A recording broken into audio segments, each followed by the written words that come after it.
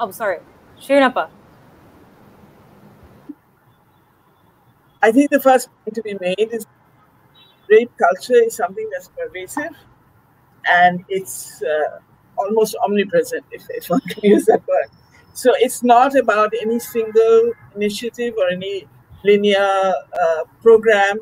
It is about a multi-pronged effort, which has to be multi-sectoral, multi-layered, and taking on not only state institutions, but families and social and cultural spaces as well.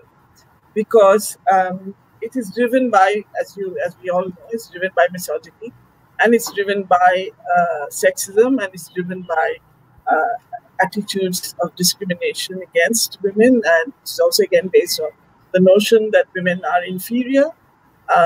And so all of those things have to be challenged. And that is about a big effort. It's not about suddenly adding some kind of amendment to an existing law. That too very ill thought out. Let somebody else. Sara, how do you think we can dismantle rape culture? It's a big question. It's a huge question, obviously, but I think the important thing is you're asking that question. It's not just a question about shall we change the law and what should we do with it. Obviously, I am also here for BLAST, and I'm also here as a lawyer, and so I do think there are important things to say about the law, absolutely, and supporting Taqbir and colleagues in this rape law reform coalition. So absolutely, I think the law does need to be addressed because the law sets normative standards. The law tells us what is right, what is wrong in a society. And one of our problems in our society is we do have documents which tell us that actually gender equality is the priority. We do have a constitution which tells us that. But unfortunately, the laws we have, which tell us exactly what we can do in our daily life, and our laws that tell us what is rape and what is not rape, don't match with the promise of gender equality. So I think in that sense, the law is relevant because the law reinforces what Shireen has been saying. The law reinforces ideas about gender discrimination. It reinforces misogyny. And it actually reinforces the notion that women cannot and are not necessarily entitled to equality in terms of control over their own bodies and their decisions about whether they say yes or no to sexual relationships and sexual actions. So I think in that sense, the law is important, and it's one piece, but it's only one piece of the process of dismantling rape culture. That was a wonderful answer. I'm going to come back to some of that. Taqbir, if you could tell us what you think. Right. Thanks. So at the very outset, I want to say in my research, I've noticed rape culture existing at 3 levels, right? So of course there's this, like at society at large, it's incredibly pervasive. But then you also have, like, once the rape survivor enters the justice-seeking process, so you have it existing at the police station itself, at the medical legal center where they're getting tested. So and then of course at the very in the courtroom that is supposed to deliver justice. So rape culture, it's one thing to exist in a society which is condoning rape culture, but it's another thing entirely to be a rape survivor and then trying to assert your right to seek remedies and seek justice for what has happened to you, and then being subjected to it by the very justice sector actors who've been entrusted to give you justice. So, we discuss about the rape culture at the societal level a lot. So I want to focus on the, the rape culture that exists within justice-seeking institutions, because I think we have the constitutional right to hold them to a higher standard than society at large, because society at large hasn't been entrusted with that very important duty as the justice-seeking sector, the justice sector actors have been. So, the really interesting thing that happens in the courtroom is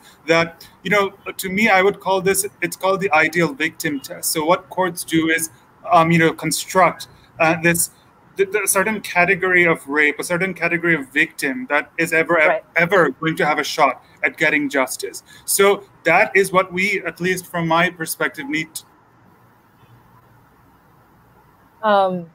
You're frozen.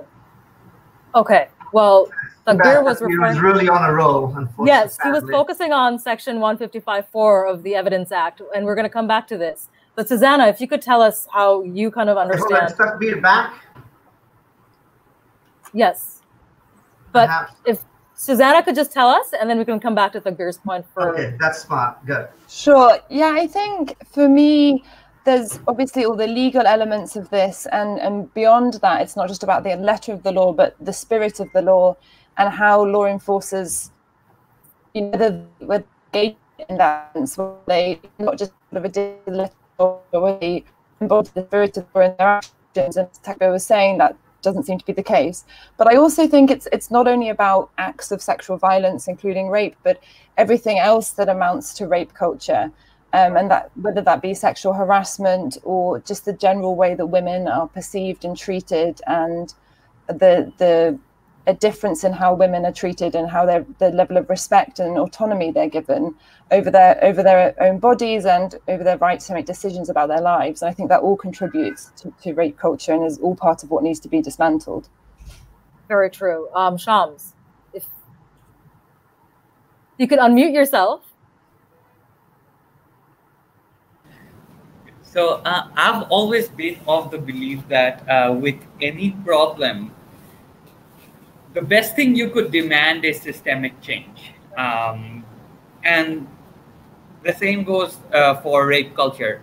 You see, first of all, I think we have to be able to distinguish between the culture that promotes rape and then the act of someone raping someone else itself.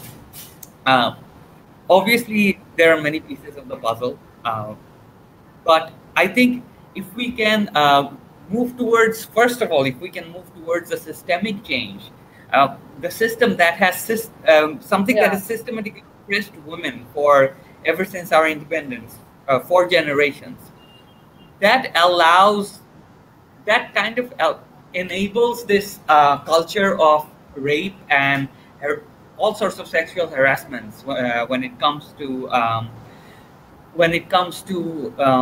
the system that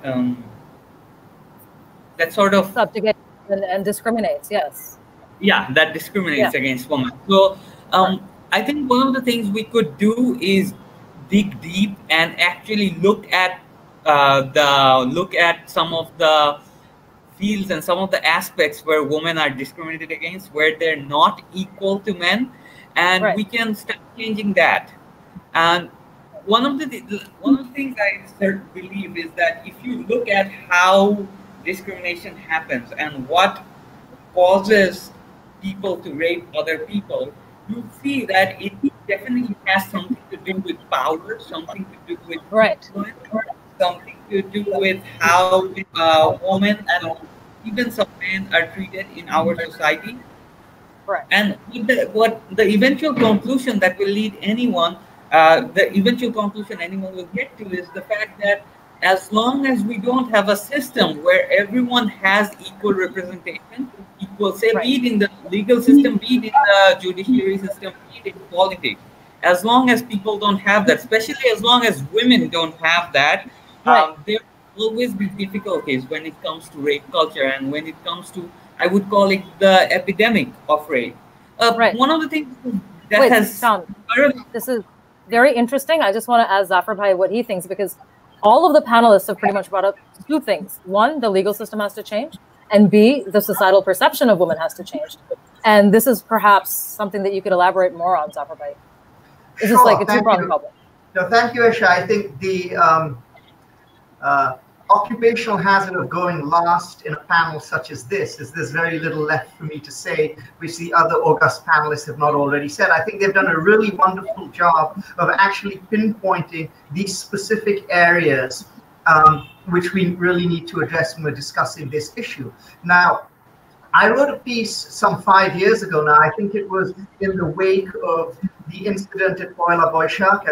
I'm not sure how many of you would remember that, where there was a huge, essentially sort of a wilding episode of massive molestation and harassment. And the piece I wrote at the time, it was called Our Dirty Little Secret. And I said the dirty little secret we have here in Bangladesh is that how much of what happens in terms of, you know, an incident like that is very much sort of, the kind of thing we're talking about when we talk about rape culture. As other speakers have mentioned, rape culture is not just rape, it's many other things as well. It's systematic harassment, molestation, all of that. It all is part of what we're talking about here. And the reason that happens at a very basic level, and I think Shireen Huq sort of hit the nail right on the head, and other speakers have also made the same point, is that, fundamentally, the root cause of all of this are the misogynistic attitudes and assumptions we have in our culture and society. And that's something which we as Bangladeshis do not really like to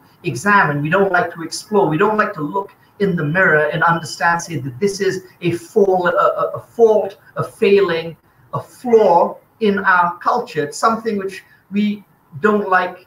We don't like to think of ourselves. If you ask a Bangladeshi to self-define themselves, they'll, on this kind of issue, they'll say, well, Bengali culture venerates motherhood. Bengali culture venerates women. And this is how we like to believe ourselves. But the truth of the matter is very far from that. So that is the fundamental root problem. But when I was rereading the piece I wrote 5 years ago, it occurred to me that while that is correct, if I were to write a similar piece again today, in the wake of the massive sort of upsurge of rape cases and horrific rape cases we've been seeing, I would probably write something a little bit different, because by focusing solely on society, I wondered whether I was kind of actually letting the perpetrators and also the system we have in place somewhat off the hook. Because certainly we have massive fundamental problems in our culture and our society which lead to these incidents and really fuel them. But at the same time, while that has to change, that's probably a sort of a long-term solution. But in the medium term, what can we do? I think it was Martin Luther King who said that, laws cannot change people's hearts, but they can restrain the heartless. And I think that's what we really need to do. And I think there are two elements of this. One is the legal framework. When we talk about, and again, the legal framework can be divided into two. So the first is we talk about specific laws which we have in place, which I think Sara had mentioned, where by the letter of the law, women are treated, moved into sort of second-class citizen status, even though that runs contrary to what our constitution actually says. There's a discrepancy between the actual law and the actual constitution. The second issue when we're talking legally is actually the laws surrounding rape and also molestation and harassment are incredibly backward, very old-fashioned, and they're just not fit for purpose in the year 2020. And then the final point is something which Taqbir talked about, which I think is actually very key, is that what then happens in our justice-seeking institutions when people go to try and report issues of rape? What is and what can be done to reform those institutions or those procedures, as opposed to the laws, which also need reform? I think we need to sort of address the issue on all of those fronts. So, I mean, I think this is a massive conversation. I'm so glad we're having it. Other organizations have also had similar conversations. And I think this national conversation is long overdue. But I think I'll leave it there for now, and we can sort of move into how we can go about addressing these issues as a country. That would be great. Yeah. Okay. Well, all of you have pretty much pinpointed three things. And what I would like to start with, Shireen Huq, again, is that our Constitution essentially says that everyone's equal, right? But then you move into certain laws and then the caveats within the law, and the family law framework, for instance. Then you also have CEDAW, for instance, the fact that Bangladesh refused to ratify 4 articles, and then finally ratified 2, and then there's still 2 articles it will not ratify, which says that women will be given equal opportunities and will be considered equal citizens in terms of property and in terms of, I think, just parity in general. And what I would like to ask Shireen Huq is the fact that you've been working in this sector for so many years, and you've seen how the country's progressed in many ways in terms of women's rights, but the fundamental principles of our equality still hasn't been achieved. Could you tell us exactly why that affects rape culture in a way that the law justifies the behavior? So it works both ways. Society works with laws that justify and somehow women are discriminated both ways. In your experience, what do you see that we can do now from our generation? Well, I think there's, a lot to be done. I mean, yes, we have struggled for the last 35 years and made a few, a little bit of progress, I would say. And of course, it's not either or. It's not, law or, societal change. It has to go hand in hand, and it's both. It's more than both. Together, it becomes more than both. So in terms of, we were talking about societal change. I think one of the issues that is being raised now more strongly than ever before is that it is not enough to talk about the society out there.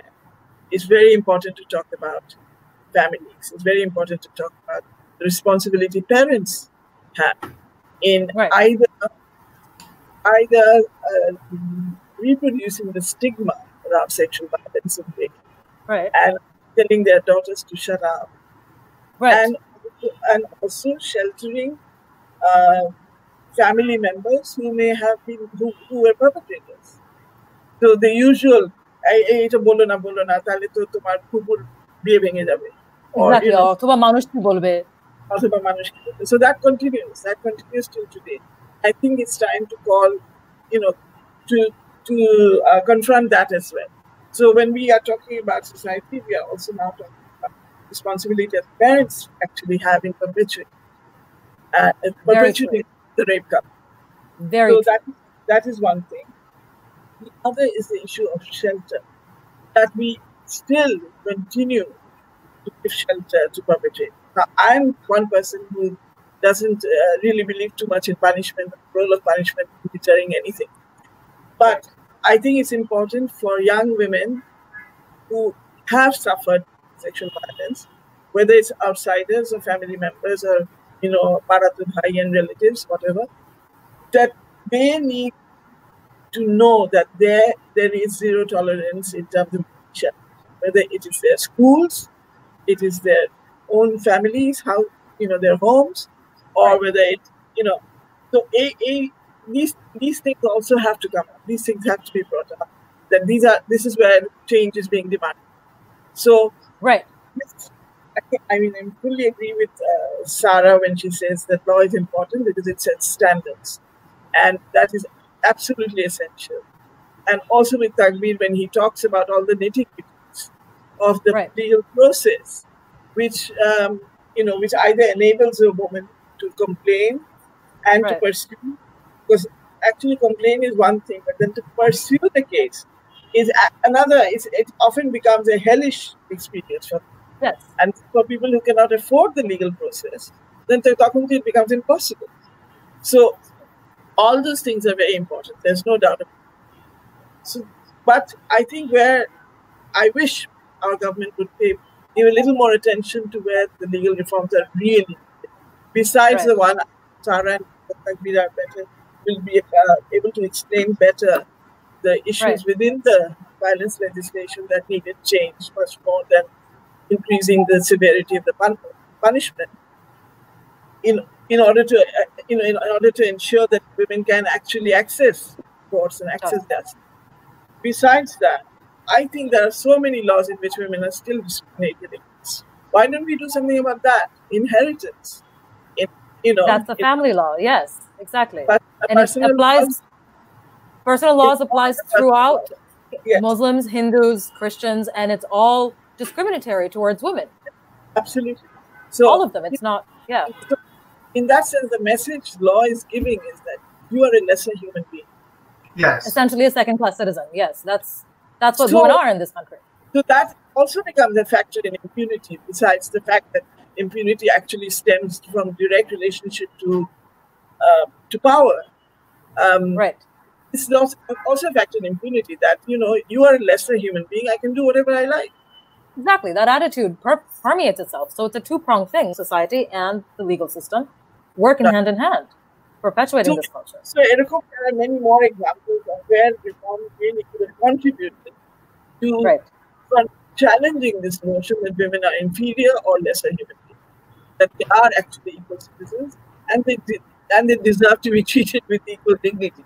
So I think Egulo na kore, Shireen Huq, is that something you think we have seen some progress on in the past few decades? I mean, let's look, what's your experience working out in the field? And you've been working on the issue of rights, on the issue of dignity for decades now. Are you encouraged by what you see, or do you sometimes feel we're going backwards?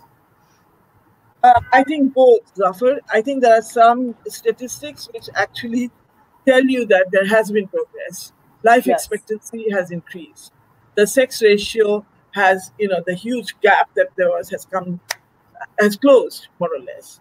So these are actually definitely indicators that over time women are surviving, and women are. But this does not take away from the fact that there is still a lot of violence against women, and and actually violence that kills. So, also, there's a lot of progress. Primary school enrollment has become equal. In fact, girls are outperforming boys in education. So there are a lot. Good indicators. They're good indicators, but it's gone back and forth. Sara, from what we understand what Shireen Huq is saying, and a lot of people are asking the same question, what Shireen Huq said essentially is that the laws with the death sentences have, from like 1983, it's had a death sentence for rape, and it hasn't really deterred anything. If you look at the numbers from then till about 2000 and even now, it's not a deterrent, and a lot of studies have shown that it really isn't a deterrent. What it is a momentary, salve on the bomb of like the national psyche for us. But what would be a better long-term solution to a deterrent, not just for rape, but for sexual harassment? We don't really have, I don't think, a repercussion for sexual harassment, or what we call eve teasing. And if you can't take that into a legal recourse, if women can't go there and say, this has been the problem and you need to do something about it, how do we solve that problem? Yeah, I mean, I think the point you're raising is, we've talked about the law, and Taqbir, very right, and Zafar both talked about procedure. It was absolutely spot on. But the other point we have to address, and I think Shireen and Susannah have talked about attitudes, but I think there's another thing in the middle of that, which is practices, right, which are not set out in even what's beyond the procedures. How do you actually practice that?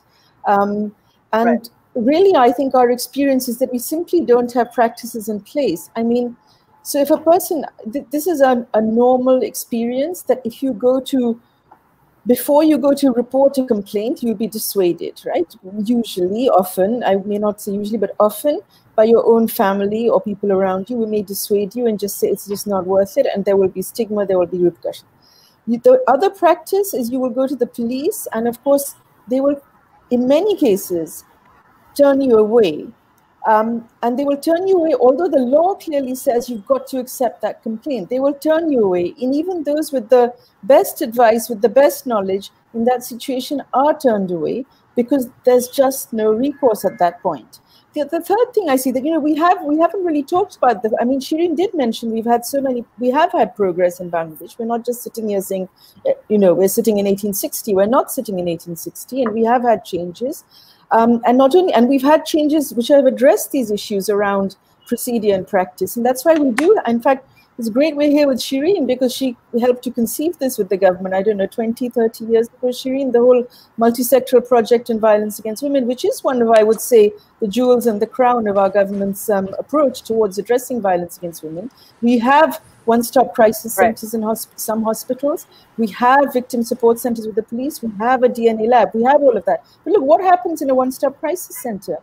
One-stop crisis centers are still, unfortunately, many of them, like bus stations. Anyone who wants to go in is going in. There's no protection. Anyone who wants to call is calling in. People are speaking to victims when they've just come in and they're in the process of an examination. There seems to be no sanction for that. Why is that the case? And then subsequently, when they're thinking about the trial and so on, there's a whole other gamut. Maybe we can go to that a bit later. Right. And so your question about why is there no sanction? What happens when you can't report a sexual harassment or nothing happens about that? I think we also have to remember that this is partly about the legal process. It's also about our question about culture and practice. So we're talking about dismantling rape culture, but you have to also put in place an accountability culture. We don't have an accountability culture. Our absolute solid culture is meet mat kore dao, milmish kore dao. You know, eto bolar ki dorkar ache, just eta niye ar kotha bola dorkar nei, just মানে ঘরে ফিরে যাও আর মিলমিশ করে দাও, মিটমাট করো. So the meetmat culture or Shalish culture is very much our norm, and that is appropriate. Shalish culture is not a bad thing. It's good to resolve disputes. Like, we don't want to go dragging people through processes for no reason, but in its place. So it is not the appropriate approach to take to crimes like rape and even to sexual harassment. And I think that going back to your, and sorry, I've gone a long way from your question on sexual harassment, but perhaps I'm still on track with the rest of the conversation. But I think one of the things that's really feels to me crucial in terms of practice, in terms of sexual harassment, is this is about largely about workplaces, educational institutions. There may be other issues about public space, and I think that we will talk about that a bit more, I'm sure. But in terms of these institutions, it's also about the institutional culture. It's about people taking responsibility. So this is a place where we can say this is not only about what the government does. You know, you're a big media house. What are your processes around sexual harassment? I work in Taqbir and I spend time in a legal aid organization. Even in our organization, we've had legal aid lawyers routinely harassing fellow legal aid lawyers, and the story not coming out because the fellow legal aid lawyers felt that it would rebound on them. And that's because perhaps we didn't have a robust enough culture where people feel that they can speak and they can be supported. So I think those are also the kinds of things that have to be spoken about in terms of practice and about culture, putting these positive things in place as well. That's very true, Taqbir. Speaking of, what we've actually discussed for a little bit, and there's a question for you about how do you ensure justice for women who actually go to, what Sara was saying is that when they go and try and get help after rape or when they're at court. And what you were talking about specifically beforehand was just the evidence law that basically says you can character assassinate a victim. So how do you go about ensuring that these women are treated with respect and kindness and the psychological help that they need? Right. So firstly, the big presumption that we make in our discourse on justice for rape is the presumption that a rape case can be filed and that the trial will commence. But research by UNDP has shown that around 90% of rapists in Bangladesh have said that they face no legal consequences for raping a woman or girl. So that means the vast majority of rape survivors, for one reason or another, are not being able to take legal action. And from our experience, that is because their fate, like once they've of course been subjected to this heinous form of violence, they are then precluded from seeking justice with threats of further violence. So, you know, rape is an outcome of a power imbalance, right? So that same power imbalance can very easily be used to preclude a rape survivor from seeking justice. Because a rape survivor, why is the rapist able to do that? Because a rape survivor, once she steps out a police station, her safety is not anyone's concern other than her own. Right? The state owes her no obligation specifically right now to ensure her safety now that she's filed a rape case. So that happens is because we don't have a witness protection system, right? So if we had a witness protection system, what would happen is that the moment the rape survivor files a rape case, they would also then ask the police to seek protection from the police, because they'd be like, I'm not sure that once I go back home that I'll be safe, because I've challenged a power imbalance that resulted in my rape in the first place. So now, please, it is your duty to ensure that I don't face further violence for seeking justice against my initial violence. So, this system that lacks, the Law Commission noticed this and drafted this draft law back in 2006. It's been 14 years now, and that draft law has remained a draft. So. Is that the Nari Niti law? No. No, it was the draft with a victim and witness protection law. But it's been sitting there for 14 years. Yeah, it's been 14 years since they first drafted it. And it's just remained a draft. So So that's the pretrial barrier where, you know, the vast majority of rape survivors are not coming in simply because they're not confident that once they seek justice that they won't face further violence. So then seeking justice becomes the same as being like opening yourself up to more violence. Then why should that even be the context for a rape survivor? You know, so our conversation about justice for rape remains absolutely uninformed and absolutely, you know, I would say not serious at all if we don't, you know, say that it's high time that we invest in a witness protection system. You know, we pride ourselves in becoming a middle-income country. You know, it's time to use some of that income that has been generated largely by low-income female workers to now allow them to, you know, seek justice for something as heinous as rape. Yeah, absolutely, I agree. So that, and you know, since you mentioned the Evidence Act, so once they do bypass this threat and they go to trial, what do they receive? They receive an atmosphere where her character is up for absolute debate, where the defense lawyer can turn the focus from whether or not rape has taken place to whether or not you are a good woman in the eye of society. You know, so then the question, I think many rape survivors will say that I become confused. Am I on trial or is my rapist on trial? Because the way the questions are framed by using that evidence, the provision of Evidence Act, it, like any observer would think that the rape survivor is on trial. So, you know, why do we even have this provision still? You know, so not only are we not guaranteeing basic witness and victim protection, but once those victims and witnesses are coming into court, they are being insulted to varying degrees about their clothes, you know, choice of clothing, about their lifestyle, and the judges seldom just play a passive role where they just, you know, sit back and watch the show. And so does the public prosecutor, I might add. You know, so and the reason why they can't do it is because it is the statutory right of the defense lawyer to use that. So unless that is removed, this is what's going to keep on happening. Very interesting point, Susannah. There is a culture of victim blaming that happens from a very small, minuscule things to big things like rape. And that is part of the rape culture. It's victim blaming, it's sort of justifying it, and it's imposing somebody's will and saying, well, no, that's still your fault. It's gaslighting, essentially.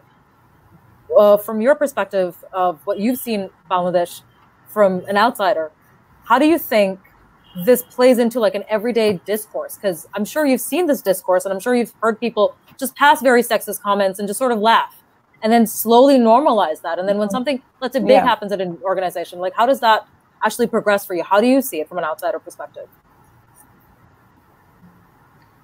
I think there's a very different understanding of consent, or a very limited understanding of consent. And I think that there's, you know, women are not perceived to have the right to say no, or if they are, then it's with such huge caveats that it becomes meaningless. So what you're wearing, what your actions were, you know, I've had people touch me and tell me that they're entitled to do that because I smiled at them. And there's this real sense that, you know, women are sort of out there to tempt men, and if men act on that, it's not their fault, it's the woman's fault because she's a temptress. She did but I think it's not really, it's never really about what you're wearing or what you do or what you say. It's this, like Sara was saying, it's the refusal to accept accountability, because if it's never your fault, then it's always her fault, and there'll always be another thing that you can point to to say that I did that because of her.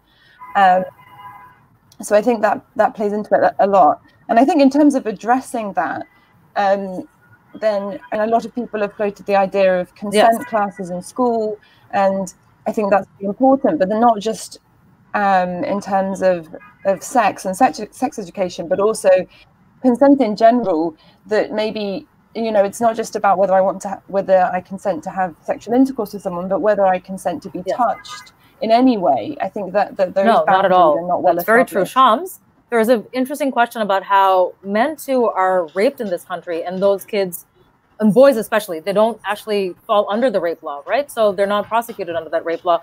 In your experience, there's a lot of violence against men that we don't talk about. Sexual violence, and what Susannah was saying, consent, like another man will come and touch you. and we'll touch you inappropriately, but then we'll laugh and be like, hey, it's just a joke. From your perspective, when you see this sort of rape culture permeate, it's not just a woman's issue, it's also a men's issue, it's a societal issue. What do you see how to dismantle or have that conversation with other men that don't touch me, that's not okay? Because they'll laugh. In our culture, they'll be like, oh, you're just, being, how do you have that conversation and say, no, this is not okay? Not for a man, not for a woman. I think, yeah, definitely some men get raped too. But at the end of the day, I think even if men do get raped, at the end of the day, it has to do with misogyny. It has to do with sexism. Yeah. You see, when men get, I've seen it many times, especially on Facebook, when someone shares a post where like it says a man got raped, a lot of people will leave a haha react on the post. Yeah. The thing is, this has nothing to do with sexism against men, and it has everything to do with misogyny, where we're taught from early childhood that men have to be manly, men have to be, masculine and whatnot. And part of what we're taught is that if men do get harassed a little bit, they have to act manly and overlook it. They have to ignore. That's the manly thing to do. So the toxic masculinity, that culture of like. And so what I think is that before we begin to have that conversation with other men and with people in general, we first have to dismantle misogyny, and we first have to get rid of toxic masculinity. Once we do that, then we can then we'll realize that men don't have to be masculine in the traditional sense.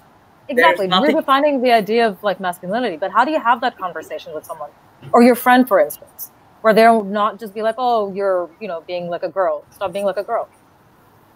Okay, so how do you have that conversation? I think whenever we try to have that conversation, we have to clarify that it is a sexist thing to say. It is a misogynist thing to say.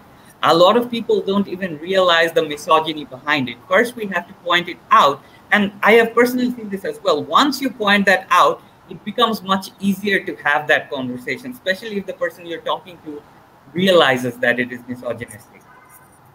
Right. That is true. Zafar Bhai, there is a question that says we need to acknowledge the role of the media in contributing rape culture, objectifying women, and while covering rape, putting the spotlight on the victim and not the perpetrator.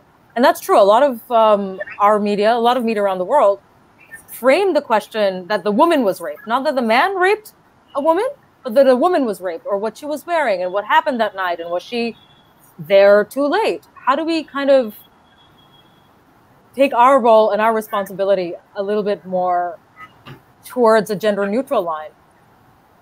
I mean, I think that's a very good observation. I would only say that I think, unfortunately, what we see in the media, what we see mirrored in the media is just, a lot of the problems we have in our society at large. It's just kind of it's kind of a microcosm of that, which is reflected in the media. So, people who work in the media, they come from somewhere. They don't drop from Mars. They come up through the same educational institutions as everyone else does. They are raised in the same families. They are subject to the same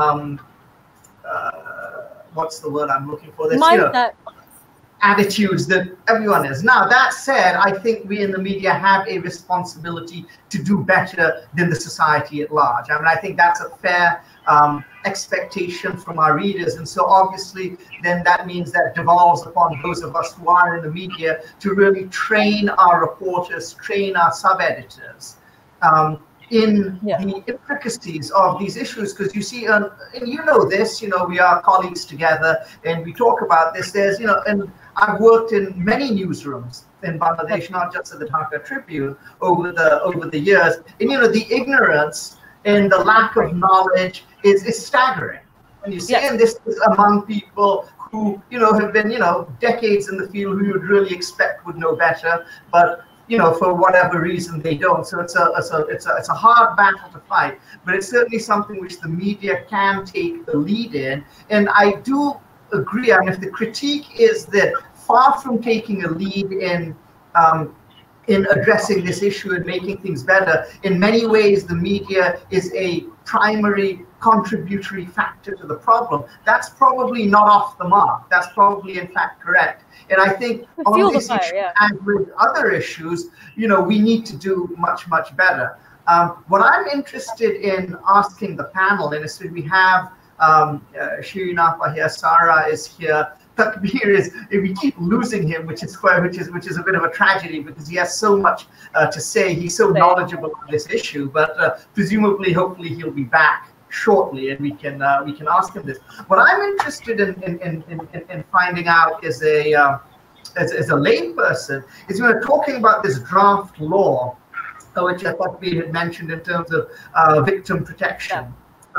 It has been sitting there for, I think he mentioned, 14 or 16 years, and it hasn't been passed into legislation. We know the 10 points which the anti-rape coalition has put together, Nari Pokho, Shalish Kendra Blast, among many other organizations, have really put all of this good work in. So a lot of this work has been done. So my question is, why has that then not over the years translated into change at the legislative level? I mean, it seems to me we all know what needs to be done. A lot of good work has been done to actually put meat on the bone. So the simple part of it, therefore, would then to be, you know, to bring it, place it in Parliament. I mean, you know, there's really no issue with things not being passed in the current Parliament. So what is the holdup? I mean, why does the political will not exist to actually change these laws? I don't understand. Does the government believe that this would somehow be an unpopular move? I mean, I'm not sure. I would question that assumption if that is the case. I mean, I don't understand why the political will doesn't exist. Is there anyone who could perhaps help those of you who have been working in this field for the last several years, if not decades, could shed some light on this? I find that very useful. Anyone want to take it up? Shireen Aunty? Oh, Sara, I see. I think Sara, because she has I defer to Shireen. No, I was going to say, Sara, you led that entire process with the Rape Law Reform Coalition. Actually, Taqbir and my younger colleagues are the ones who are really the activists in that, I would say. I'm a little bit of a helping hand, I think. But I mean, from my experience, I think that, Zafar, I don't think any of us here are able to speak to why the government doesn't do it, and you need to get somebody on to explain that. I do think we need to hear that from a government person, and I think we need to hear it from MPs, women MPs particularly. It's not women's singular burden, of course, I shouldn't say that. But I do think we should hear from them why they're not interested in discussing these laws or doing anything about them. There are many standing committees in Parliament. There's a standing committee on women's affairs, there's one on law, there's one on home affairs. All of them could be considering these issues, and so could the health ministry. So I do think it'd be great if you could ask someone on to come and speak to that point. I mean, is there something I'm missing in terms of it? What strikes me is that it should be uncontroversial. I mean, honestly, I mean, I'm absolutely baffled. I'm not one to ask any government, you know, to do something which would be unpopular, even if it's the right thing to do. I understand politics, okay, and I understand the limitations and constraints which governments may or may not have. But it seems to me, I mean, I'm not sure what would the countervailing thought process be. So I think one of the issues is.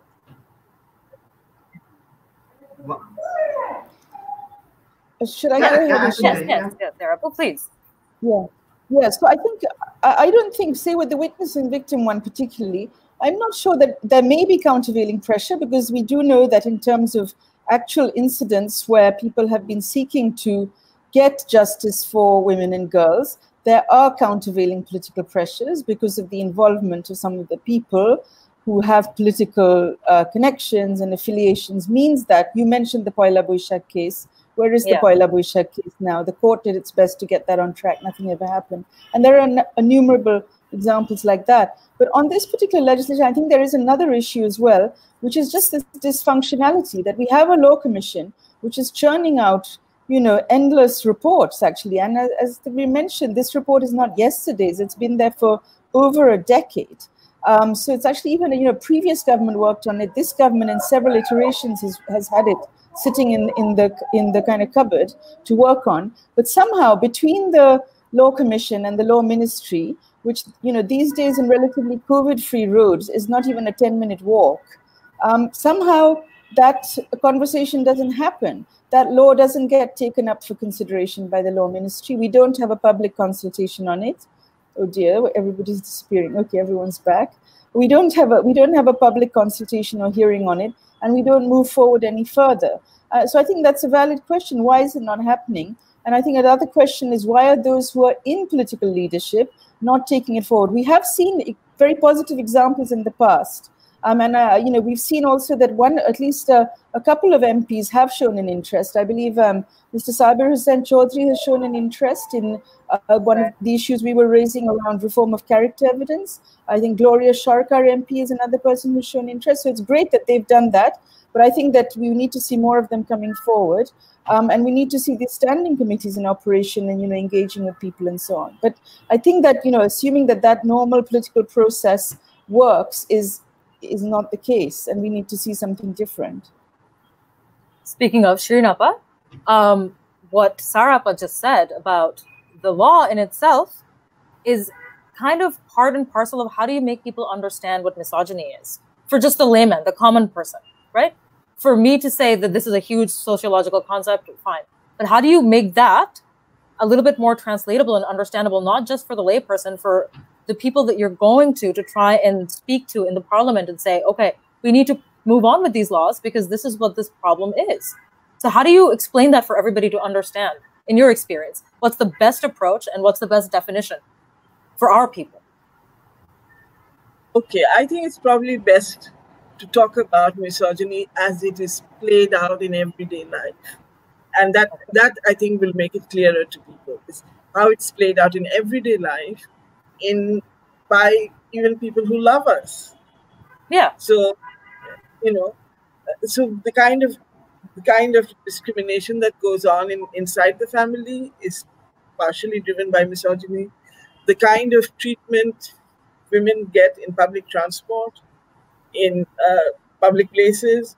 At a very young age, I stopped going to Ekushe Mela. Yeah. Many of us did.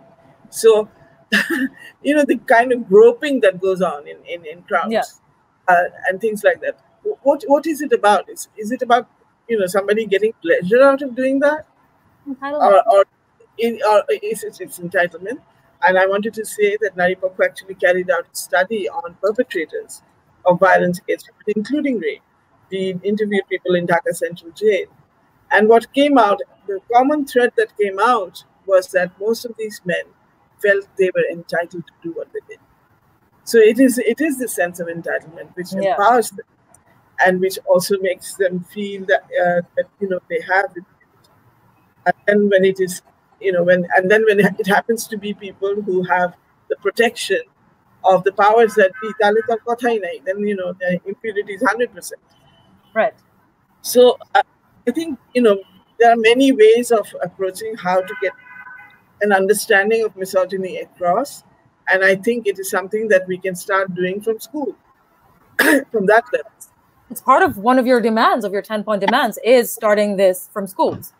And exactly. Could you explain a little bit more on how this would happen? Like, for us, talking about sex is a big deal. We can't, when I was in school, just as an example, they tore up the pages on reproduction. And this is way back in class 5 in 97. They just tore it up. And then we got the pages and everybody was laughing. And they're like, oh, here. And then they cut it up and they sent it back again for us. We've actually done it. Can I tell you, Isha, that's still happening. That's still happening. I was going to say, we did a survey very recently, and those pages are stapled. So, those pages are stapled and they're cut up. So how do we approach this conversation about sex ed or consent? We have actually talked to teachers as to why that is happening. Teachers, exactly, because I've noticed that they don't want to talk about it, or they're just really ashamed. Sex, no, 165 million people in this country, but we can't really talk about it. But exactly. How do you then design this sort of curriculum. There has been no teachers training on how to handle this topic. Most of the teachers are embarrassed. They don't want to, they don't want to be talking about these things. But interestingly, where it is, bhalobhabe hocche is in madrasas. Interesting. This is one of the studies where we compared normal government schools with madrasas. We found that madrasate eta onek bhalobhabe hocche. So I'll let you. I'm sorry. Maybe somebody else. Yes, I'll let you rest a little bit. Taqbir, there's also a question of, is there a statute of limitation on reporting rape or cases of sexual harassment in Bangladesh? So to my knowledge, there is no statute of limitation on filing any criminal case. So any criminal case you can file no longer how much time has passed. But we do have a draft sexual harassment law that addresses sexual harassment at the workplace. So there might be a limitation period within which to file complaints to the office in which sexual harassment took place. So that's something, again, up for debate because, this is a law that was mandated by the High Court Division back in 2009. So for 11 years, we've had, I think, as many as 11 drafts, but sadly not, the law has remained a draft. So can there be a statute of limitation on Parliament to enact necessary laws should be a question that we should raise.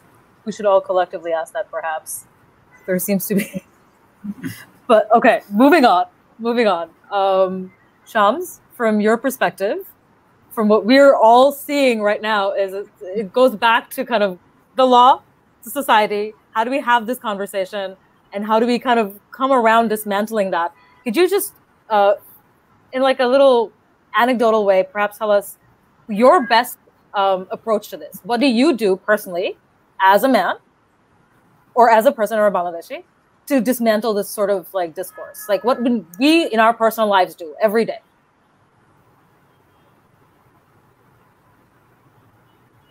Oh, you're on mute, I think. Sorry. So may I expand on the question of misogyny also? Someone asked in the comment section. Yes, of course. Of course. Yeah.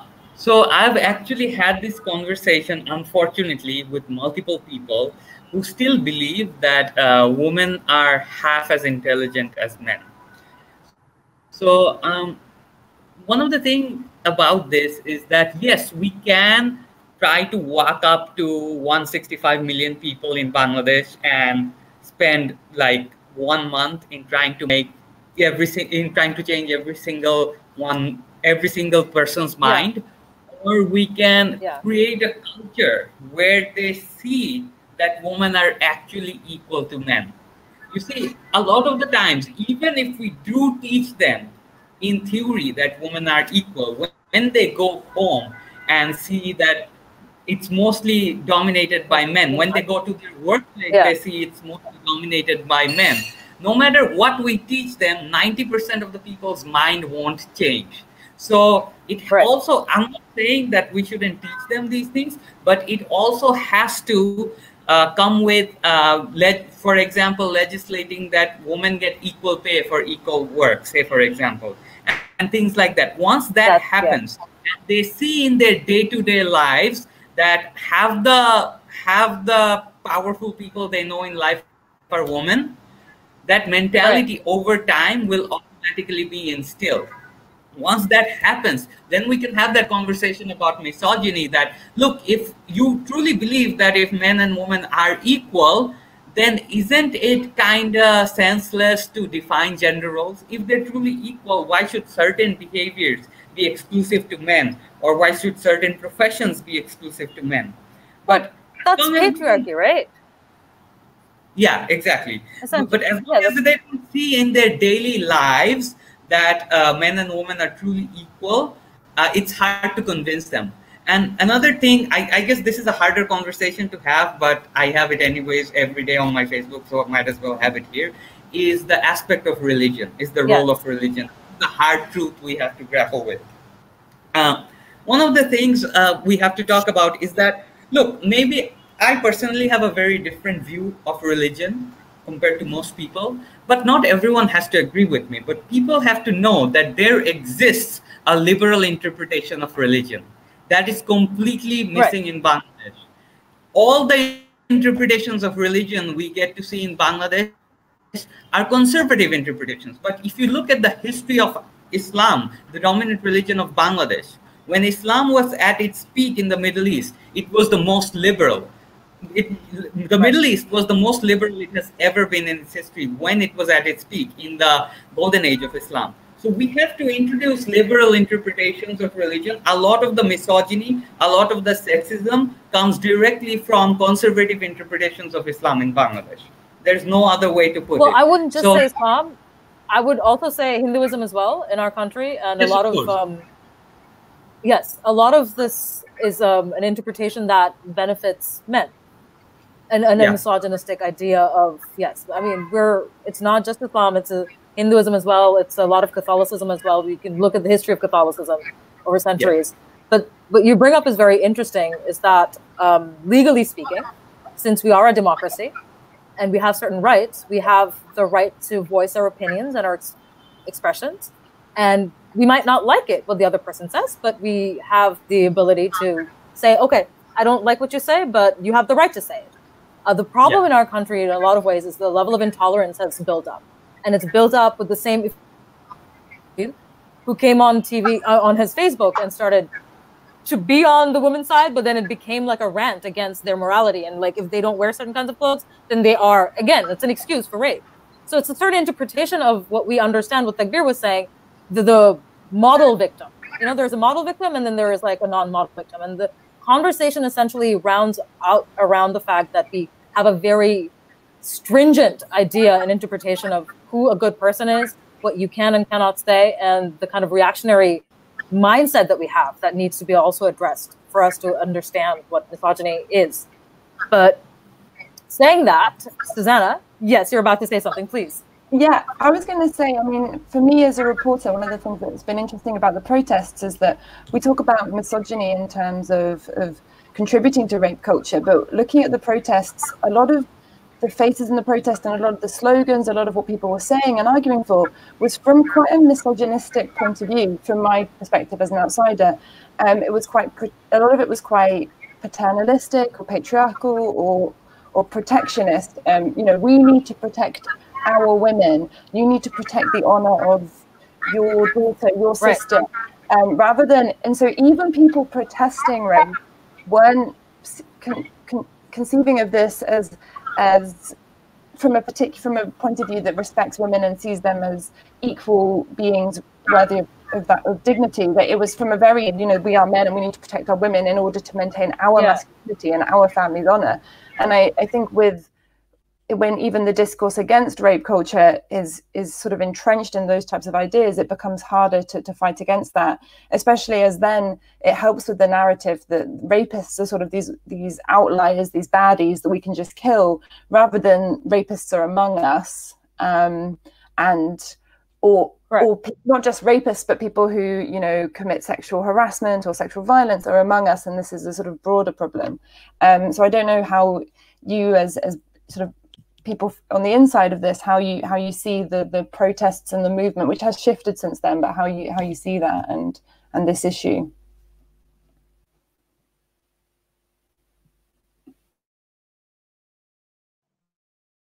Anyone? I got cut off a little bit, but Zafar Bhai, could you pick up on that? Oh, no, well, I was just actually going to go pick up on it by saying I think it's a good segue into one of the questions we had received earlier, in which Taqbir, I think, is going to be very well placed to respond to, which is, let's talk a little bit about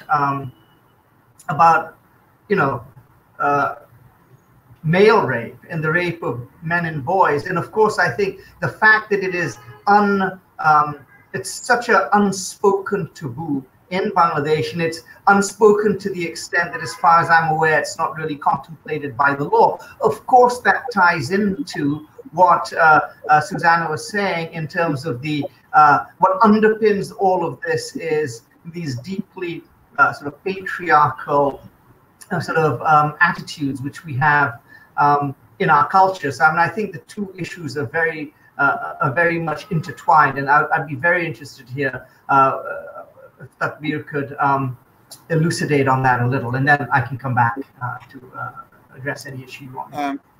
Yeah, thank you. So there was a question about a male rape not being recognized by our laws. So I'd just like to clearly state that our 2000 Act, when it came into force, our definition of rape was broadened to a very limited extent to say that children could also be victims of rape. So, and the children was defined in a gender neutral way to mean anyone who's under the age of 18. So that was the first time then that boys, so, can be covered by rape law. But what happens is that we've seen in a BBC Bangla documentary where boys who were raped were saying when their families went to seek justice, they were forced to file a case under Section 377, simply because the police, like many others, were unaware that they were also covered by the rape law. So recently, I'm actually grateful to Dhaka Tribune for reporting that there was another case in Narayanganj where a boy was raped by a 28-year-old man who they made friendship on Facebook, and the boy gave out his address. And man came over and not only raped, but also stole his mobile phone, 5,000 taka, and a blender. But the report said that his age was 20 years old. So I was worried that then he would not be covered by our rape law. But the next day I called the police station and I asked them that I noticed that you've said that a case has been filed. So can you clarify which section under which it's been filed? And they said it's a rape case. I'm like, interesting. So can you tell me what the age of the victim is? And it's like, oh, we don't actually know the exact age, but it's he's HSC dicche. So ei koto 15-16 hobe. So I was like, okay. So কিন্তু 18 হলে উপরে হলে তো আপনি বোধহয় পারতেন না rape case করতে। বলছে হ্যাঁ 18 উপরে হলে আমরা তো 377 ছাড়া উপায় থাকতো না। So then so that's the cutoff line. But again, I feel like the reason why there's such a taboo on discussing male rape is actually, again, it's an offshoot of rape culture, because rape to us is inevitably an outcome of female wrongdoing, right? So a female somewhere, somehow has tempted this unsuspecting man who all he wanted to do was go on with life. But then this woman came around, wearing a short shirt and doing what women do. They just tempted this man who just really wanted to carry on with life. But then, this man who's afflicted with this uncontrollable sexual lust. Desire, Once you awaken that, and it's on you for awakening that, right? So, we hear Bangla idioms being thrown out when rape happens, right? So if you go out in the rain, don't be surprised if you get wet. Or as we heard with the Bonani rape case, that if you, if you go inside a cage where a tiger exists, don't be afraid if it wants to bite you. Or if you go to a birthday party, then don't be surprised if the boy claims their presence. So stuff like that. So rape to us is inevitably an outcome of female wrongdoing. So when a man or a male gets raped, we get flabbergasted because, hold on, I mean, if rape is an inevitable outcome of female wrongdoing, and if a rape has taken place where there was no female victim, then we can't process that, or we're not ready to process that, because then we have to accept that rape isn't about female wrongdoing. Rape is first and foremost about power and someone using their power to subjugate another at a power disadvantage. And the other point about rapes in madrasas, because that's something that we don't like to talk about, is, of course, the first reason it applies as well. But the second reason is that we're not ready to accept that this is the kind of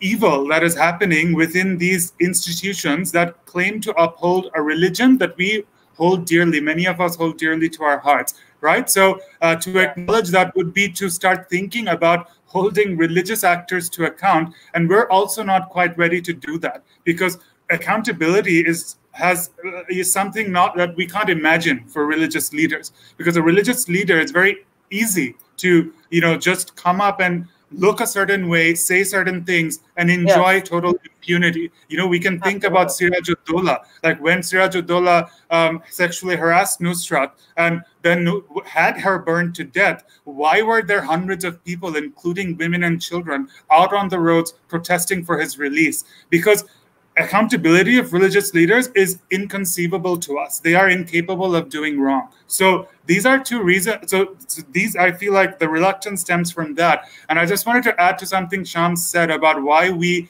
do not recognize the role of liberalism in religious history. And it's the same reason why liberalism fell out. There's an important historical reason why liberalism in religious settings was filtered out, because conservatism was more conducive to empire. And, you know, we've had a history of empires. So an empire wouldn't really have much to gain from having a very liberal, teaching of religion, which questions their own basis of holding out stranglehold on power. So we have to be mindful of that historical reason and then go beyond that. And I think we have to, alongside, if religion is playing a role towards rape culture, and if we are to liberalize religious history or religious education, then we must look at that point of history that Shams was talking about, where, you know, religion was allowed for liberalism. Interesting point. Shireen Huq, do you think that's possible for us as a society where we stand right now to talk about what's happened? Sorry, do you think it's possible for us to actually have that conversation? Because in America, when you have the Catholic Church have all of the stories of abuse come out with the Boston Globe, there was outcry. And what Taqbir just mentioned, when Nusrat was burned to death, there were so many women out on the streets protesting for the man who actually did this to her. So is there a point in time where we can have a little bit more accountability? Do you think it's socially possible, given the fact that there is a slight societal change now? Just a slight, but do you think we could? Yes, I think absolutely. And I think despite my disagreement with a lot of the protests that have been happening and the kind of demands they've been putting forward, they have at least opened up the public space to talk about sexual violence. And I think one must seize this opportunity to start that conversation about what is going on in terms of religious institutions and religious schools. That was your question, right? Yes. Whether we can confront that. Yes, I think so. And I think this is a good opportunity to start that conversation. I think the media can also play a very important role. I know the print media already is, to some extent, at least sections of the print media are publishing features and definitely publishing news items. So I think there is a possibility there, and I would like, I mean, through this, I would like to appeal to the media to actually take it up. And I'll tell you something, there is actually a lot of interest in these stories from what I see. When we have stories about boys being sexually harassed or molested, there's a lot of interest and people read a lot of those stories. It's just that they don't talk about it. When you see the data, this data tells me that they are interested, they are reading, and they're actually educating themselves, but they're not willing to publicly talk about it or hold anybody accountable. Yes, Sara. But that's understandable that they don't want to publicly talk about it. So one shouldn't push for that either, I think. One has to create that safe space that, people will talk about it. That's very true. So, but the other thing is that, you were referring to the what's been happening in the church. There was a complicated maneuvering and negotiating and navigating going on between the Vatican and these churches. And ultimately, a lot of these perpetrators were given protection by the Vatican. So at least we don't have a Vatican. Yes, Sara, but you were saying. Yeah, I wanted to make a point about this media reporting issue. I'm going back to something we were discussing earlier about the role of the media, because you were saying just now that the media has an interest, and the media has been a powerful ally, I think, of course, in terms of ensuring that these issues are covered, and also in terms of ensuring, I think, also that demands for justice are covered. We saw with Poila Boishak incident and other things, when there's an effort to sweep it under the carpet, that many really brave journalists carry on reporting, carry on commenting, and keep the discussion going. So, of course, acknowledging that, very importantly, I think there is also an issue about, about the kind of invasive nature of media reporting, And now I think for us, for online space and the kind of reporting we've seen in online space is incredibly disturbing, where there's an effort to get to the victim, to get that story out of her. There's recording of victims, even when they're sitting inside one-stop crisis centers. There's no protection for them for that. And then, completely illegally, obviously, and it couldn't be used anywhere in a court officially. Wouldn't be admissible, but it's being used to besmirch that person, and it's used to create a different narrative. And I think particularly now we're cautious about how we speak about online regulation, because of course we're in a context where we have so much, so many restrictions on what we can do online. But this is something that should be restricted, where you're taking victims' names, you're giving identifying details, you're talking about everything that's happened, all the allegations that have been made, as if they've already been proven. They're also important issues, actually, in terms of fair trial issues for the accused as well. But just looking at it from the victim's perspective, why is it that when the police are able to go into people's homes in the middle of the night and arrest them for some kind of like they've put on a Facebook post, why is it that they don't seem to see countless media reports online which are doing this to women victims of violence? And a woman victim of violence already has, under our law, under the Nari Shishu, a right to protection in terms of non-disclosure of her personal information and identifying information. And arguably, this is one of the little bits of the Digital Security Act which might be, a progressive piece, which talks about data protection and personal identifying information not being out there in the public domain. So I think that's also a big, I would really think that's one of the questions that progressive allies in the media should raise about what is going on in the so-called online media space and why that is being permitted. Speaking of victim protection, there are 9 other demands that you and your coalition makes.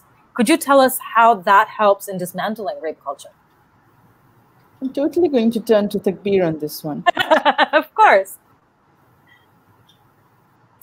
Right. So points 9 and 10 directly works towards dismantling rape culture, because point 9 is to give gender sensitization trainings to justice sector actors, starting from lawyers, doctors, to police officials and court officials, by introducing, stuff like what you can and can't ask a rape survivor, what you can't and can't do with the rape survivor. Basically, it recognizes the issues surrounding re-traumatization, and also, the sexist presumptions that underlie some of the questions that they are asked often. So that would, and then of course, number 10 is about consent clauses, which has widely been discussed. The other point that I want to make is that the whole discourse surrounding justice for rape focuses only on one aspect of the justice process, which is holding the accused, punishing the accused, which of course is very important. But then what about giving remedies to the one whose rights have been violated, right? That's something that we're incapable of thinking. And that again comes from that paternalistic, protectionist place that, I'm going to, take out the eye of the person who did this, or put them in jail, hang them in Shahbag. Whether the victim apparently or survivor has no agency in choosing or saying what they would want as justice. So, the fact that a victim survivor deserves a right to compensation is so inconceivable that when I said that in a conference on rape law reform, people are ready to accept compensation for road accidents, for other forms of harm, rights violations. But as soon as you say compensation for rape, I don't know, people get really uncomfortable. They're like, oh, what if now women start filing rape cases willy-nilly to make some quick bucks? I was like, yes, that's actually one of the questions. Yeah, that's what they want to do. Yeah, exactly. Anyway, so one of the points that we've made in our demands is a state compensation fund for rape survivors, because that is kind of an acknowledgement from the state that every time someone gets raped, there has been a failure. There has been a failure to grant basic safety, and there is a duty to provide a certain minimum level of remedy compensation to the rape survivor. They do have immediate financial costs that they're faced with, and it's bad enough that they've had to face rape, why should they then bear the cost of what flows from it? That should certainly come from the state, especially now that we're becoming a middle-income country. We have to hold ourselves to a higher standard than we have been for the past 50 years, because we can no longer hide behind the poverty card. Yes, that is very true. And speaking of, where do you think people can actually join your movement or show support or solidarity with the 10 points? Is there a group on Facebook that they can join? Is there... No, so we do have an email. So they definitely can volunteer with us. If there are organizations, they can join us as members. So we do wish to have more young people who can make some noise, because, you know, we are very good at cracking open the law books and finding out the technical problems, but not very good at making some noise. So we're always open. So just drop a message to us on Facebook, the Blast page for now. Okay, for the Blast page, great. So if people want to find you, there is an email address called the RLR Coalition. So we have that at the bottom of our materials that we disseminated during this. Right. So if you dropped an email there, that would be great. And yeah, the more the merrier, because we need people to understand the kind of demands that really need to be made, because asking for punishment of one odd perpetrator is not going to take us anywhere. What we need is lasting change. And what we've targeted the reform demands towards is creating that kind of lasting change.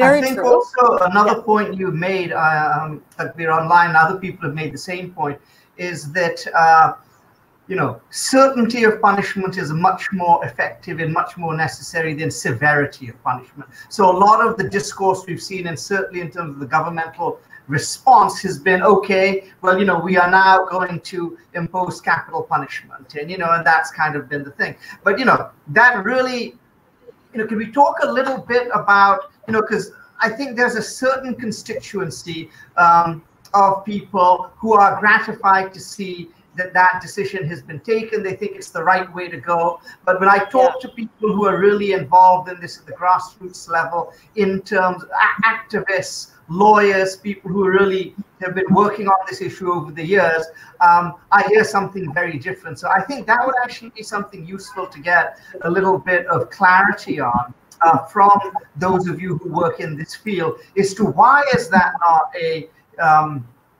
suitable or appropriate response,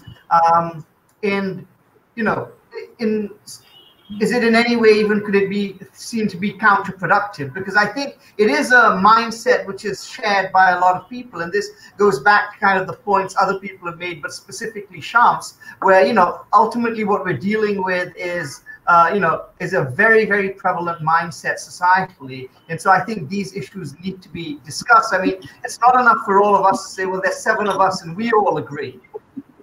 And, I think there's a large degree of unanimity here, but of course, many people don't agree. So if you could speak to that, I think anyone really who's more involved in the field, that would be very helpful.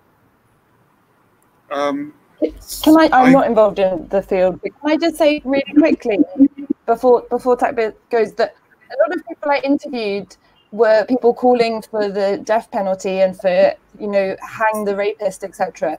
But that I didn't get the impression that this is something they're committed to, or that I think it was actually there's a sort of a disconnect in understanding over what the results of that are and how it works. And so I think maybe if there's, as Taqbir was just saying, if there's a move to engage a lot of these young people that at the moment, some of which are calling for that, then I think that you can completely transform the movement into something that's much more in line with what these 10 points are asking for. And Taqbir can explain why that's better. Right, thank you. So can I just respond to that? Taqbir, just one moment. I just want to respond to that. There are 2 reasons. Well, there are maybe 3 reasons, but there are at least 2 reasons why the people who've been screaming for, hang the rapist. One is that people have lost a lot of confidence in the judiciary, right, and in the judicial process to come out with fair outcomes. So that is one reason why they think, people will get away, people will somehow get away, that the real perpetrators will get away. And so there is that one fear. And the other has to do with they really believe in deterrence. They actually believe that the death penalty has a deterrent effect.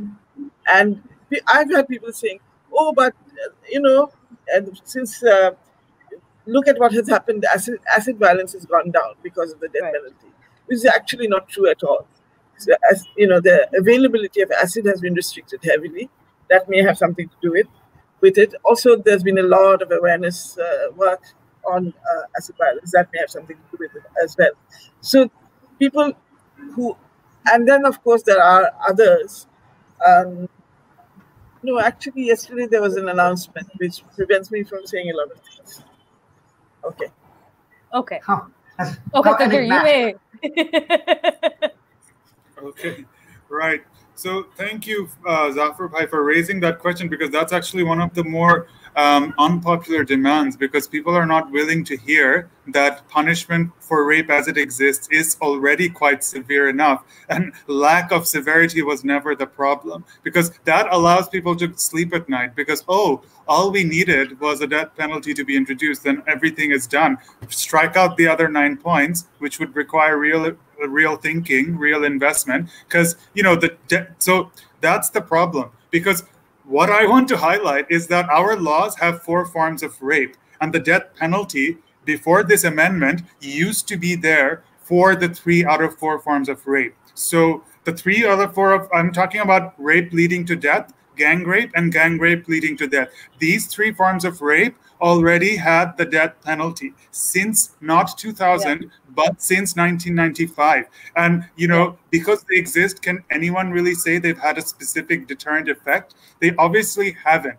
But even the protests, if they were about demanding the death penalty for the Noakhali rape case, then death penalty was already an available punishment. You didn't need a legal reform to do that. So to somehow think that because single perpetrator rape didn't have death penalty, that somehow, you know, everyone was running around and doing, like, raping as many people as they wanted, and women weren't seeking justice, it's to just deny reality.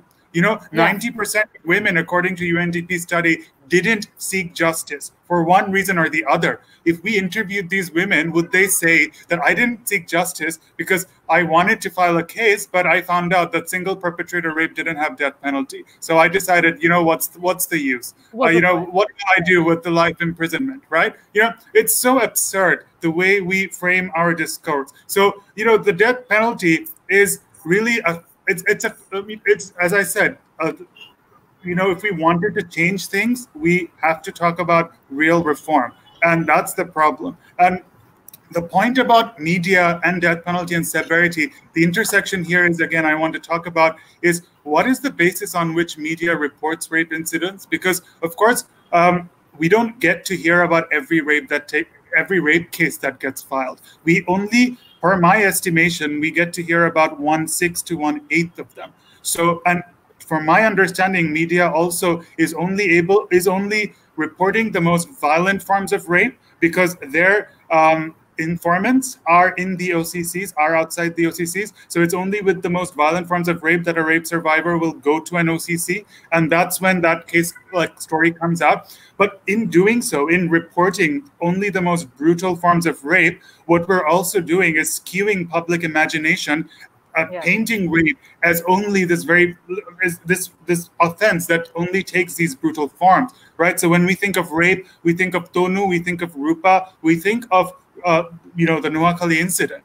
As brutal as they were, you know, they are likely a small section of all rape that takes place within Bangladesh. What we're not willing to acknowledge, what the man who's chanting for Chapage, Fashichai, Fashichai is not willing to acknowledge, is that he may himself have raped his girlfriend when she said no, and he went on anyway, right? Because a victim or a survivor who came to seek our assistance for cyber violence, in describing the incident, essentially described what was date rape, but she didn't even realize it because she's like, I want him to stop using my photo and blackmailing me. And our paralegal told her, hold on, something more serious has happened. You have been raped by your boyfriend because you did not, you said you wanted to leave, but he didn't let you. but it was inconceivable to her. So of course it was inconceivable to the man as well. And again, here it's about, again, the like chanting for the death penalty allows us to pretend that the most brutal forms of rape are the only forms of rape, that date rape doesn't exist, that marital rape doesn't exist, that other forms of less severe but equally important rapes don't exist. And here, again, the point about media is that you can't possibly expect media to report about a date rape because they need an informant, right? So a woman who goes to a police station 9 months after a date rape has taken place, the media is going to cover that. So that's what I'm saying, that perhaps our obsession with death penalty stems from our thinking or our willingness to recognize only the most brutal forms of rape, because that allows us to exceptionalize it. That allows us to sort of absolve our own selves. We might be rapists in our own homes, in our own relationships, but as long as we're only recognizing the most brutal forms, I'm not a rapist. So I think that has a role to play. Yeah, I have one thing to add to that. For like a lot of the stories on rape that we get, sometimes we can't do because of space issues, to be completely honest. Not just all of it. Like a lot of newspapers will do big sensational rapes, but for some of the things that I've observed in my professional career is that we just don't have the space for it. And sometimes we just don't have the capacity for it. Just like back in 2014 used to be a barrage. I remember this, like every day we had to compile things and I would just be like, what is happening? You just didn't have the space or just the capacity for it, number one. But you're right to a great extent that like we sometimes make that into like a big thing and think that's rape, but date rape isn't really rape because we're just coercing that person. So coercion is not really rape, right? If I could talk about this, I mean, I think not just in the media, but sometimes I wonder, Taqbir's talking about the society at large, but sometimes I actually wonder whether judges and even lawyers understand this issue, because one of the things I'm constantly seeing when we get these reports, which come straight from the straight from the courts, and it says stuff like, they're constantly talking about absence or presence of physical evidence of rape, which is absolutely immaterial. In fact, as far as I'm aware, you can have physical evidence of intercourse, okay, but that there have to be bruises or marks or some kind of signs of struggle. That's physical evidence of rape. That's not a thing. Okay, that's not a thing. Often, there is no such thing. I mean, obviously, in certain kinds of rape, there is going to be physical evidence, right? But for the vast majority of rapes, there may not be physical evidence. If to require physical evidence is kind of sort of a basic thing, which it seems a lot of judges seem to actually do. Certainly police officers, there's a complete misunderstanding of actually what constitutes rape. Right. Zafar, but there's a very interesting question, and I want Sara to answer that. What about marital rape? Because our country does not recognize marital rape. Can you... Even order, actually. I think it's a little odder. Our country does recognize marital rape, but only if the wife is, what is it, under 15 or under 13? Under 13, it's recognized. Yeah, under 13. Under 12, you're going to get punished. Crazy. Yes, under 13, but then the Child Act also says that the consent age is 16 something. It's very confusing. Exactly. So that's it's very confusing, and the point is, how absurd that it should only recognize marital rape at that age and not for somebody who's aged over 12 or 13. And also, what's so interesting it doesn't is recognize 14, that, and that is definitely... Then it doesn't presumably recognize that as rape, whereas if you weren't married, it would be recognized as rape. So that's also, I think, worth commenting. It's completely contradictory. Yeah, it's completely contradictory. Exactly, that's right. I think the other point to raise, though, is about, when we're talking about rape culture, are we saying that other forms of sexual violence that don't amount to rape under the current law are not serious? I think there's also a little bit of a danger in doing that, because we're seeing this intense, hyped moment now in our history where we are campaigning around rape. We're talking about rape. But again, if you look at, we have all our reform agenda, but if you look at our current law, it says it's penetration. It insists there has to be penetration. Yes. So anything else doesn't count as rape. Anything else is a much lesser order and goes into a whole different space. So I think we have to talk about what kinds of sexual violence are actually happening to women, and talk about that spectrum. Yes. And also the issue that's come up in several cases, including Begum Ganj, is this issue about penetration by what? Does it have to be penetration of, a penis in a vagina? Can it be any other form of penetration? Does that not count? Is that not serious?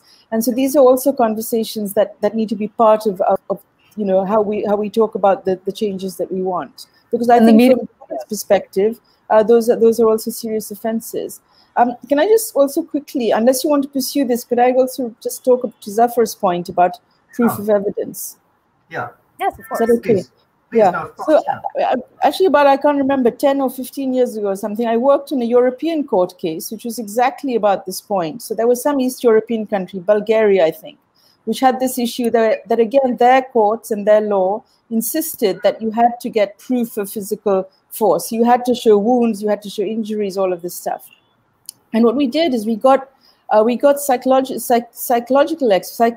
experts, from I can't remember, 10 or 15 European countries, who gave expert evidence saying that this is not how women respond in rape. They don't necessarily fight back. There isn't necessarily going to be any signs. And that expert evidence then actually resulted in the European court saying that the Bulgarians could no longer do that. They could no longer insist on having proof of evidence. So I think that's another issue, that for our courts to look at that and to see why are they still insisting on this. Perhaps it's another challenge that we need to bring.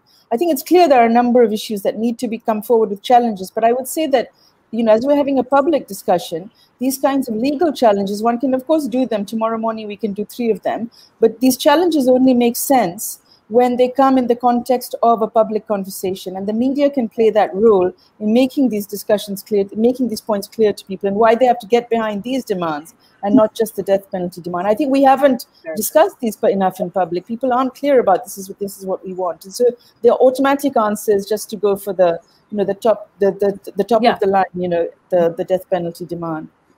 Absolutely. Shireen Huq, there's a very interesting point that somebody picks out, which is back in the 90s, there was actually a lot of campaigning with family planning, a lot of Meena cartoons, a lot of awareness building.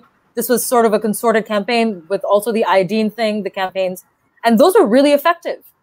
Do you think that from your perspective as a person who works within the social NGO sector, that could be something you could restart for this conversation? You may be on mute. So you're saying some kind of mass education campaigns. Yes. I think, yes, but I think one has to be very careful on how you put out that content and in, how do you frame the content? Because with some of it continues to be sensitive, and so one has to package that carefully, I think. The Meena cartoons worked because they were not necessarily about to upset the whole gender balance in society. Yeah. So I think yes, but of course, the point is that awareness has to be built, and especially around the idea of what is consent. Yes. So that is part of the recommendation of the Rape Law Reform Coalition as well. Is that understanding of consent is critical to this issue also. Yes. Absolutely. And I think, and again, not only in terms of rape, but as Sara said, other forms of. Yes, that is also something else that we have to talk about a lot more. But I think we're almost at the end of it. If we could just start with Zafar bhai. Sorry. What do you think we should do on our daily lives? Like every day, one thing that you can do to dismantle this rape culture. Well, I mean, I think everyone here, at least, we're trying to sort of fight the good fight. For me, personally, I suppose, I have a responsibility as the editor of a newspaper, and this is something we try and do, not only within the confines of the office, so that's with my colleagues, and trying to put in place procedures, trying to put in place policies. We have, for instance, a sexual harassment policy at Dhaka Tribune, something I'm very proud of, and I think it's relatively new in the media. But at the same time, there's a constant process of educating within the newsroom. Speaking to Sara's point about the definition of rape, in fact, I remember we had precisely this argument initially. It was saying that there was attempted rape, because that was the headline, attempted rape. And I said, no, this isn't attempted rape. This is rape. This is in fact gang rape. And so we have to educate the people we work with and say, look, you have to amend your understanding of this. And then, of course, beyond that, many thousands of people, tens of thousands of people are reading the newspaper. They're reading us online. So we have a massive opportunity to actually take this education to a wider audience, though, of course, our readership is largely in English, and that is itself a smaller subsection. That said, of course, I think, bringing back to the point other people have raised, we all have a responsibility in our personal lives, in our own families, in our own relationships, to make sure that, we don't do anything which contributes in terms of attitudes, in terms of assumptions to this culture. And I think that's something which every single one of us really needs to take on board and, need to sort of look in the mirror, because even those of us who will say, well, we're not guilty of, any of these egregious offenses, if you really put yourself under the microscope, you might find that actually in your attitudes and your assumptions, that a lot of what you're doing may in its own way be contributing to these patriarchal assumptions. So that's a question we can all ask ourselves, I think. That's an excellent point. Susannah, what do you think we could do in our daily lives to kind of have this conversation better? I think, on several levels, like Zafar said, as a reporter, I think, particularly as an international reporter, it's, important to keep the spotlight on the movement and on issues like this, and to try and do that in the most responsible way. And also, from my point of view as a foreigner, to not portray this as a problem that is unique to Bangladesh or unique to South Asia. This is something that's happening in my country, in countries everywhere. This isn't just a sort of, an other problem. It's a global problem. Yeah, exactly. And obviously there are specifics for each country, each culture, but yeah, that's important. And in my personal life, I think, firstly, I think that we occasionally tolerate ideas when people espousing ideas or voicing ideas that we think are harmless, and, that can be laughed off, that a friend makes a sexist joke or does something that, and you sort of laugh it off because it's easier, it's the path of least resistance. And I think we all owe it to ourselves and to each other to not take the path of least resistance. And also, just in terms of the next generation, when I think about my friends who are having kids and my nieces and nephews, how we raise them and how they see, not just in terms of sexual violence, but in terms of how they see one another and how they see gender roles. This is like a huge opportunity to change things in how we raise our children. So I think that's one of our personal responsibilities. That was lovely. Shams, what do you think you could do? Well, you can unmute yourself first. That would be a good start. Yeah. It's a good slogan. Unmute yourself and address rape crisis. Real quick, 2 minutes. Can I expand on a few of the points that? Of course. So one of the things I'd like to talk about is requiring evidence of force. I think the conversation has to start with the fact that we don't realize how most people react when faced with grave danger. We think when people face grave danger, they fight back. No, they freeze. 90% of the people, when they face grave danger, they freeze. So what happens is, if someone's trying to rape a person, and that person, it's highly likely that person will freeze. They won't consent, but they won't fight back. So if we require evidence of force, in a lot of the cases, we won't be able to prove that that person was raped, because that person might not be safe to fight back. So we have to start having that. That's also true. Yeah, also that's another thing. They might not be confident enough. They might not think it's safe to fight back. So that is one thing I wanted to address. Another thing I wanted to quickly address is about death penalty. Like the Taqbir bhai already said, that it is a much easier conversation to have. It is a quick fix, but the harder conversation is the systemic change, the legal change. But that is where we should focus on. And another thing about the deterrent effect that Shireen Huq already mentioned is that people think that the death penalty does serve as a deterrent. I think one of the conversations we need to have is that we need to convince people on the grounds of the effects the death penalty has on the victim. So if we institute the death penalty, how does it negatively affect the victim? I think that is a much more effective way of actually convincing people against the death penalty. Finally, what we can do on our, very quickly, I forgot, another point I wanted to bring up is you asked a question that if we are ready to have that conversation about liberalism in Islam or in any religion, I think, yes, we absolutely are, because it feels like forever we have been conservative, but that's not true at all. For most of our history, we were very, very liberal. Under the Mughals, we have only been conservative for a few decades. So we have that culture of liberalism, and I can actually give you a personal example. A very common question I ask people, a lot of people think that wearing the hijab will solve rape. If we force women to wear hijab, it will solve rape in our society. Yes, you can tell him that. So I ask them a very simple question, is where in the Quran or the Hadith does it say that the hijab is mandated so that we can prevent women from getting raped? Once I ask that question, many people instantly become open-minded about this. So if you can convince them that within their own scriptures there's room for liberalism, they are much more open to the conversation, rather than if you directly attack their religion or, like, try to demonstrate that religion is somehow backwards. People will obviously be defensive when you take that approach. And to answer the last question, I think we have to start with letting women explain what we men should do to make them feel more safe. Instead of mansplaining, we should take the cue from women.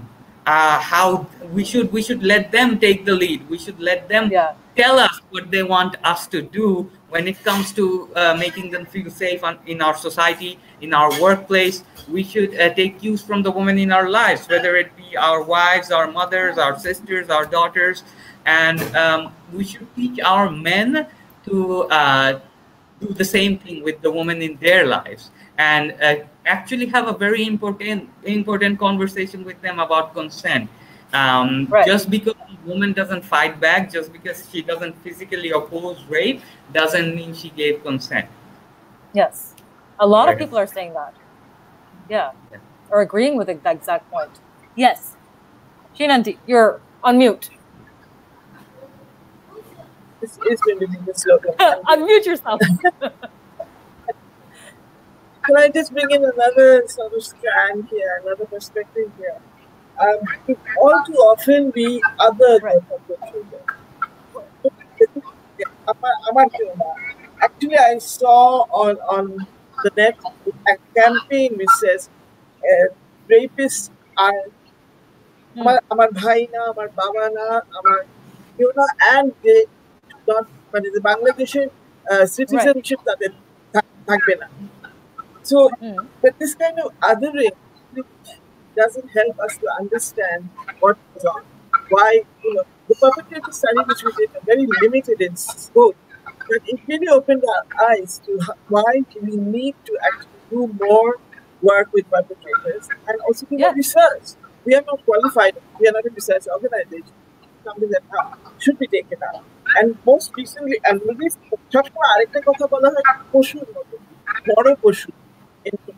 somebody recently also mentioned beast, but this is not helpful either. These perpetrators actually somebody's brother or somebody's father or somebody's. So I think that is also this othering. Yeah. Interesting. Taqbir, do you have any last words on how we can personally?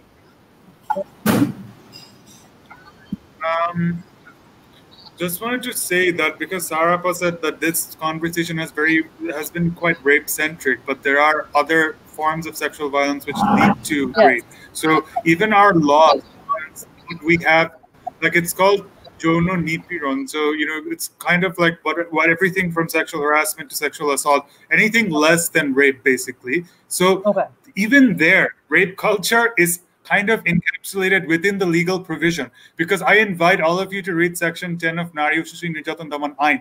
Firstly, it says that it's only it has to be a man who is satisfying his sexual desire. So a man who touches a woman or touches her with an object in his hand to satisfy his sexual desire, and then that touch has to outrage her decency or outrage her modesty. Like in Bangla, you know, stilyotahin kora. So it has to do two things, right? So firstly, you're sexualizing sexual violence, that it comes from a place of sexual desire, not from a place of sexual entitlement, as research has shown. And then you're saying that for sexual violence to be a crime, there has to be a woman who has to have a default state of decency, of modesty, and then that has to be outraged. Because, and do you see just the way the criminalization is worded? It invites men to say, A, I did not do it out of sexual desire. You know, it's an overpopulated country. What do you expect? And then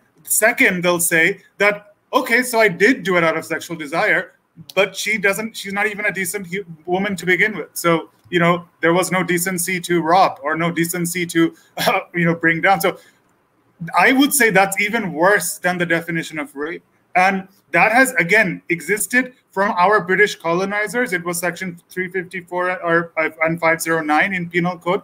We regurgitated it and turned it into section 10 of Nari Shishu, pretending like we're criminalizing sexual assault anew. But what we did is encapsulate rape culture.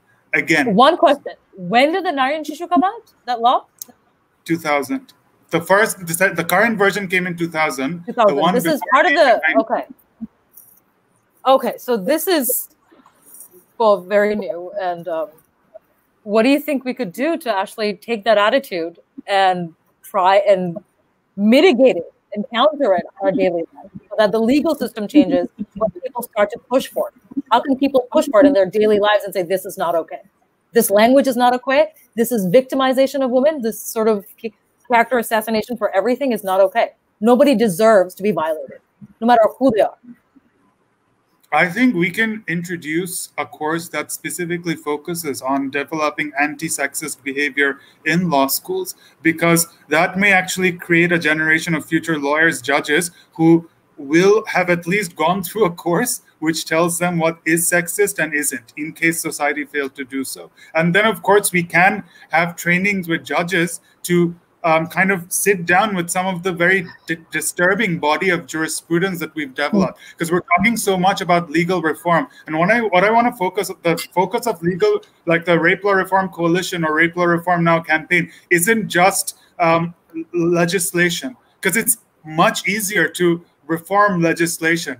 You know, there's a process for it. You get it down in text, it's done. But how do you reform the kind of jurisprudence that we've developed? That because legislation doesn't require resistance, right? That is a distinct aspect of our rape jurisprudence. You know, I actually had a quote open where the judge is saying, like, how can you say you've been raped when your medical evidence says you don't have any signs of struggle? You know, being raped causes you to lose your most precious article, which is your chastity. And are you telling me I should believe that you gave up so easily to lose something that is supposed to be dearer to you than life itself? So, you know, that is not legislation. That is societal thought, you know, deciding what is and isn't rape. So no amount of legal reform in Parliament can help with that. What can help is breeding a generation of future lawyers, judges who understand what it means to be sexist, who understand what it means to have problematic stereotypes, and of course, in the immediate sense, to have maybe programs, interventions with the judiciary. Wonderful, fantastic. Just to add to that, you know, Taqbir, there is the other issue that which is reportedly they're habituated to sex. So And the assumption that, for example, if sex workers complained of rape, has no standing at all because she is habituated to sex. So এই জিনিসগুলো একটা করে challenge করতে হবে. Absolutely. Sara, last question. What can we do? Yes, please. Yeah, I was going to say, just to go on from what Taqbir said about educating judges and lawyers, but I think it's about equality education, actually. It's not, I mean, it's very important to do judges and lawyers. And it's very, and what we have now in terms of the training, that we don't actually have institutionalized training for lawyers. Actually, once they've qualified, that's it. They're free to go for the next 50 years. No one gets back. There's nothing for them at all. And what we don't have, it's not just knowledge of the law, it's the social context education, understanding what Shams was saying, understanding this is how a woman responds, this is how any person responds when they're attacked. You have to understand that stuff. So actually, we need not only equality education, but social context education for lawyers and judges. And I think we need it in general. Like we're talking about sex education, absolutely crucial and totally supported. Yes. But we have to understand these issues about respect for each other. So I think that, and I want to end with asking, you were saying, what can we all do? I want to ask what you can do. It's brilliant that you had this conversation, and it's great that you've taken the rape law reform stuff and run it out. But can you run it in your paper? Like, can you just run each of our demands for the next, every month or every week or something? Can you run conversations around each of those demands? Because we're just like some legal aid organization, Shireen and all our women's organizations. We have pretty paltry resources. We have people with great hearts and great commitment, but we don't have the resources of a newspaper. So if you can help us with that, I think that's a great way of getting the message out and getting young people to support us and get engaged. Absolutely. As long as you guys just come on more of these shows. I can't believe the amount of questions we've had today, and we didn't have the chance to actually answer all of that. But this engagement is crucial. Yes. Isha, there's one very important question which keeps coming up. Yes. And I think we need to address that. That is, what happens when there is consensual sex between two people and then subsequently there's an allegation of rape. So maybe Sara and Taqbir, yes. Either one of you guys? I can go ahead. Right. So there's actually a very, very large body of jurisprudence that deals with this exact question, where there was consensual intercourse not once, but on many occasions in a live-in relationship. And this was being done with an assurance that it would eventually lead to marriage, right? And then it doesn't lead to marriage. And then the woman files a rape case saying that, because again, our 2000 Act broadened the definition of rape to say that consent can be obtained through fraud. So that kind of opened the window for these cases, because then what they were arguing is that I consented on the understanding that it would lead to marriage, and then you failed to deliver on that promise. Ergo, my consent has been vitiated by fraud. So these cases, what has happened, the tribunal has given a conviction in many of these cases, but when they came up on appeal to the High Court, that's where the High Court had to say that this isn't rape. So you can obtain consent through fraud, but this is not one of them. And because they have to acquit the rapist, of course, we can debate that whether this should be rape, it shouldn't be rape, but the language that was used to acquit is what's problematic. So it was shaming the woman that, you willingly engaged in this act of promiscuity, of this act of immorality, and you're equally responsible. How dare you then come and try to, impose some sort of criminal liability on it. So I think this is a huge issue, actually, not only in Bangladesh, but in India as well, because they have disaggregated rape statistics, which we unfortunately don't. They were able to say roughly 1 of every 3 rape cases